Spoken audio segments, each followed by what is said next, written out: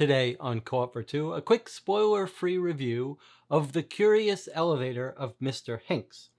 As a reminder, I purchase all of the games we play on this channel myself, so if you want to see more unbiased reviews like this, I hope you'll give this video a thumbs up. Okay, so what is The Curious Elevator of Mr. Hincks? It is a pure puzzle game. Most of the games we play on this channel have some narrative story element to them. Not this one, really.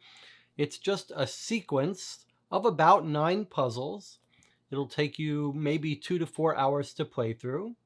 It does use a website to sort of guide you through each puzzle in turn, and there's a tiny bit of an online element, but most of your time will be spent with physical items. It retails for about $50. You purchase it through the company's website.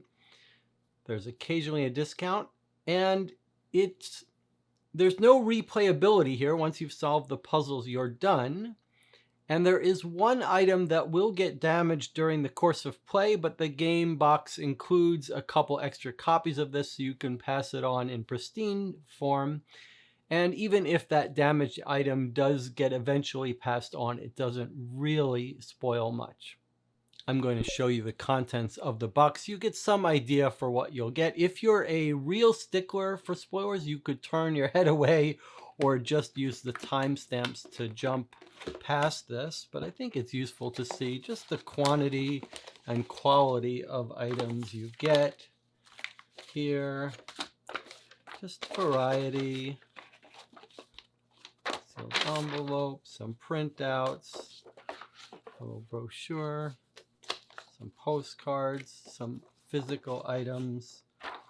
So there you go, just to give you some idea of the quantity and quality of components you'll get in the box. And we're going to stick with this little welcome brochure here just to give you a look at what the app looks like. I should say at this point that we did play through this game on this YouTube channel. If you want to watch a full playthrough, it's on the channel. It's about 4 hours long. So if you take a look at this little nice intro, it gives you a look at what the website looks like. And that's the one thing I want to focus here. For each of the 8 or 9 puzzles, it's always of this form. There's a place where you put the answer to the puzzle here, which is going to be a word. And then there's a present for each puzzle, which is staged as each floor on this elevator. You click on this and you'll get the one online element for each puzzle. Sometimes it's just a little bit of extra information. Occasionally it's a little interactive dialogue or experience that you can have with this online element as part of solving the puzzle with the physical items. And although you can't see it here, the one extra little thing that the website does is it tells you how many physical items in the box you'll need to solve this puzzle. And then it'll be up to you to identify which items those are in the box that are relevant for the current puzzle. This is a very charming game. Let's go over some of the places where it really shines. First of all, these are very polished puzzles that have been tuned to remove all frustration. They're all explained very well. They all have those characteristics of the best puzzles, which is once you figure it out, it'll take you a while to wrap your head around what you're trying to do, what you're supposed to do. Once you figure it out, you know that you've got the answer right. You won't be brute force flailing around. They're very well curated puzzles.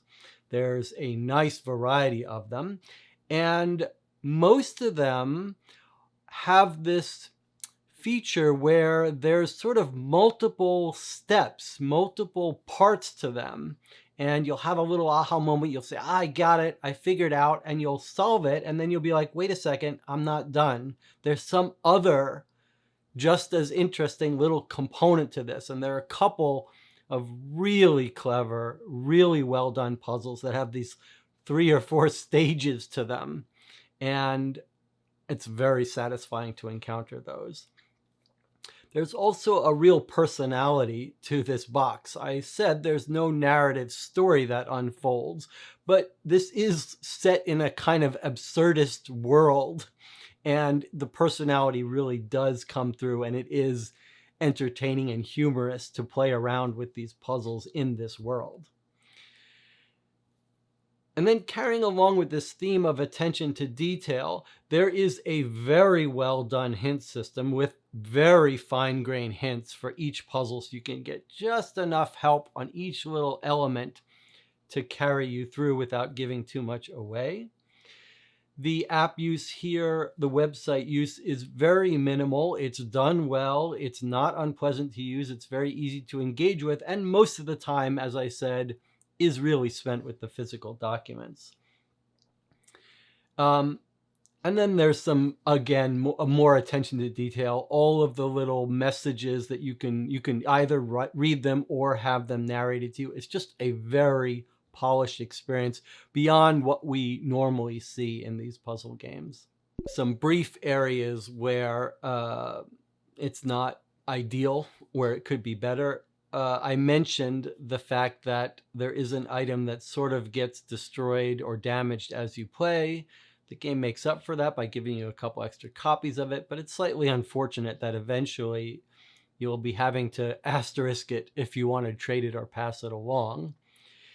And then in general, though, there are a bunch of puzzles where you really would like to write on them, and you're going to have to work a little harder to make sure you don't write on them with some tracing paper or something, scan it and write on it, etc. I've already mentioned that there's no sort of storyline that unfolds, which is a little unfortunate. It's maybe a negative to some people that it requires an app. Again, you don't interact with it too much, but you absolutely do need it. And then I showed you the contents of the box. One last little niggle is that the box really does not need to be this big. Final thoughts here. This really is a special, charming box of puzzles with its own distinct style and humor. I would say maybe medium difficulty, not going to be well suited for true beginners. Although I think you could play it with a smart child that is going to get some help from an adult, especially if you use the very good hint system. And I do think this would make a particularly memorable and interesting gift for someone who likes puzzles.